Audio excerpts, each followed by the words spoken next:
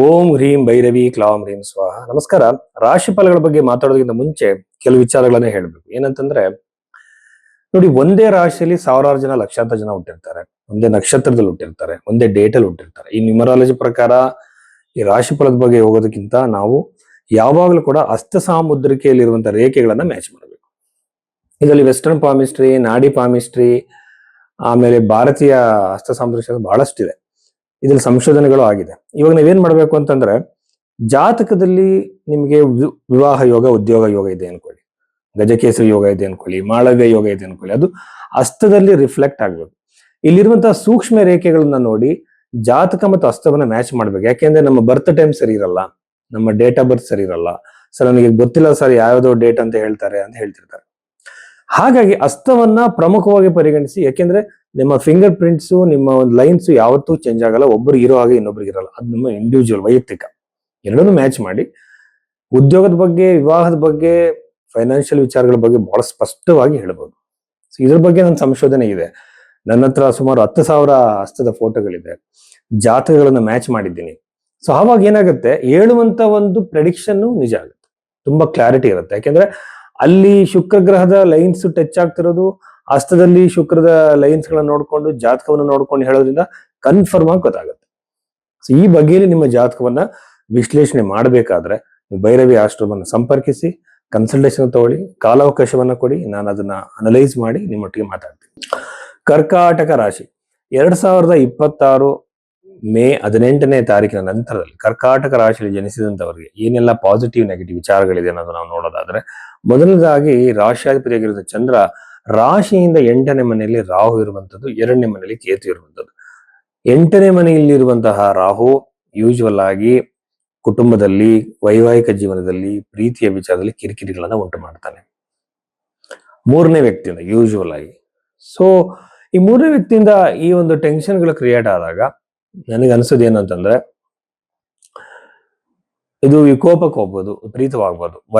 ಸಾಂಸಾರಿಕ ಜೀವನದಲ್ಲಿ ಕಿರಿಕಿರಿಗಳು ಇರಲಿಲ್ಲ ಸರ್, ಇವಾಗ ಇತ್ತೀಚೆಗೆ ಜಾಸ್ತಿ ಆಗ್ತಾ ಇದೆ ಅಂತ ಕೇಳ್ತಾ ಇರ್ತಾರಲ್ವಾ, ಇದು ಜಾಸ್ತಿ ಆಗ್ಬೋದು. ಮಾತಿನ ಮೇಲೆ ಹಿಡಿತದಲ್ಲಿ ಕೇತು 2ನೇ ಮನೇಲಿ ಇದ್ದಾಗ ಯೂಶುವಲ್ ಆಗಿ ನಿಮ್ಮ ಮಾತಿನ ಮೇಲೆ ನಿಮಗೆ ಕಂಟ್ರೋಲೇ ಇರಲ್ಲ. ನೀವು ಏನೇನೋ ಮಾತಾಡ್ಬಿಡ್ತೀರಾ, ಯಾರ್ಯಾರ ಮಾತನ್ನ ಕೇಳ್ತೀರಾ, ಕಂಟ್ರೋಲ್ ಇರಲಿ.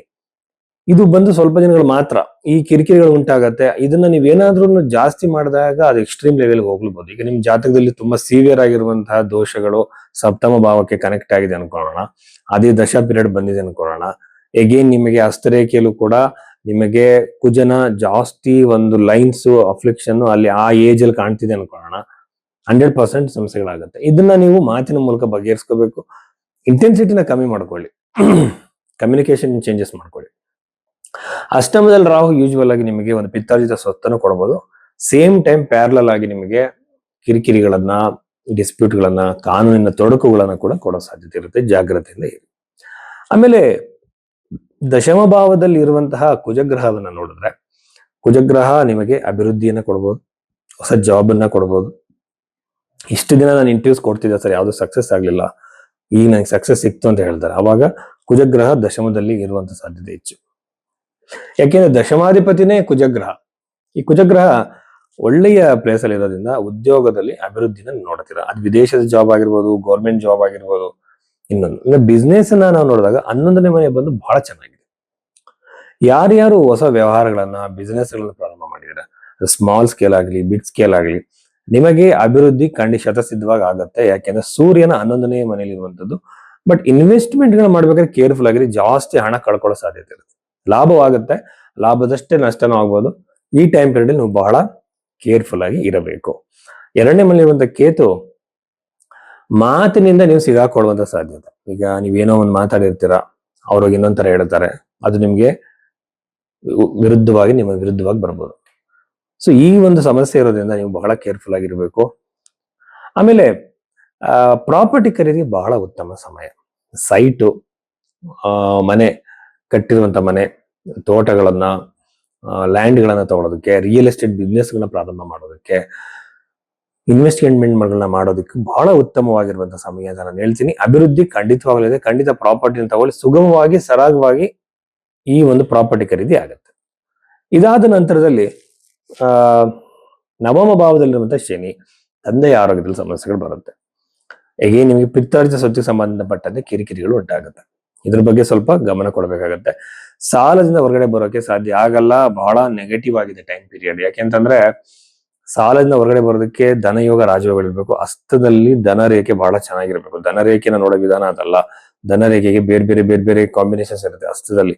ಈ ಹಸ್ತದಲ್ಲಿ ಆ ಕಾಂಬಿನೇಷನ್ ಆ ಏಜ್ ಗೆ ಟಚ್ ಆಗಿದೆ ಅನ್ಕೊಳ್ಳಿ, 100% ಅವರು ಸಾಲದಿಂದ ಅಲ್ಲ, ಮ್ಯಾಕ್ಸಿಮಮ್ ವೆಲ್ತ್ ನ ಕ್ರಿಯೇಟ್ ಮಾಡ್ತಾರೆ. ಇಲ್ಲಾಂದ್ರೆ ಪ್ರಾಬ್ಲಮ್ಗಳಾಗುತ್ತೆ. ಸೊ ನಾವು ಇಷ್ಟು ಕಷ್ಟಪಡ್ತೀವಿ, ನಮ್ಗೆ ಯಾಕೆ ಸಹ ಸಮಸ್ಯೆಗಳು ಅಂತ ಕೇಳಿದಾಗ ಎಲ್ಲರೂ ಕೂಡ ಕರ್ಮಫಲ ಆಗತ್ತೆ. ಯಾಕೆಂದ್ರೆ ಗ್ರಹಗಳು ನಮಗೆ ತೊಂದರೆ ಕೊಡಲ್ಲ. ನಾವು ಮಾಡಿದ ಕರ್ಮಕ್ಕೆ ಅನುಸಾರವಾಗಿ ನಮ್ಮ ಫಲಗಳನ್ನ ನೀಡ್ತಾರೆ. ಏನ್ ಅನುಭವಿಸ್ತಾ ಇದೀವಿ ಅವೆಲ್ಲ ನಾವು ಮಾಡಿರುವಂತದ್ದೇ, ನಮ್ಮ ಆಲೋಚನೆಗಳಿಂದ ಬಂದಿರುವಂತದ್ದೇ. ಇದು ಡೀಪರ್ ಸೈನ್ಸ್. ಅದ್ರ ಬಗ್ಗೆ ಇನ್ನೊಂದ್ಸಲ ಮಾತಾಡೋಣ. ಕರ್ಮದ ಪರಿಣಾಮನೇ ಎಲ್ಲವೂ ಕೂಡ. ಸೊ ಹಾಗಾಗಿ ಇಷ್ಟು ಗಮನದಲ್ಲಿ ಇಟ್ಕೊಳ್ಳಿ. ಅಭಿವೃದ್ಧಿ ಆಗತ್ತೆ. ಉದ್ಯೋಗದಲ್ಲಿ ಅತ್ಯುತ್ತಮವಾಗಿದೆ. ವಿದ್ಯಾರ್ಥಿಗಳಿಗೆ ಉತ್ತಮವಾಗಿದೆ. ಗೌರ್ಮೆಂಟ್ ಜಾಬ್ಗೆ ಟ್ರೈ ಮಾಡೋರಿಗೆ ಉತ್ತಮವಾಗಿದೆ. ವಿವಾಹಕ್ಕೆ ವಿಳಂಬ ಆಗತ್ತೆ. ವಿಳಂಬ ಆಗತ್ತೆ. But at the same time ನಿಮಗೆ ಸ್ವಲ್ಪ ಲೇಟ್ ಆಗಿ ಒಳ್ಳೆ ಸಂಬಂಧಗಳು ಬರಬಹುದು. ಸೊ ಇದೆಲ್ಲ ಸಾಧ್ಯತೆಗಳು ಕರ್ಕಾಟಕ ರಾಶಿಗೆ ಸಂಬಂಧಪಟ್ಟಂತೆ.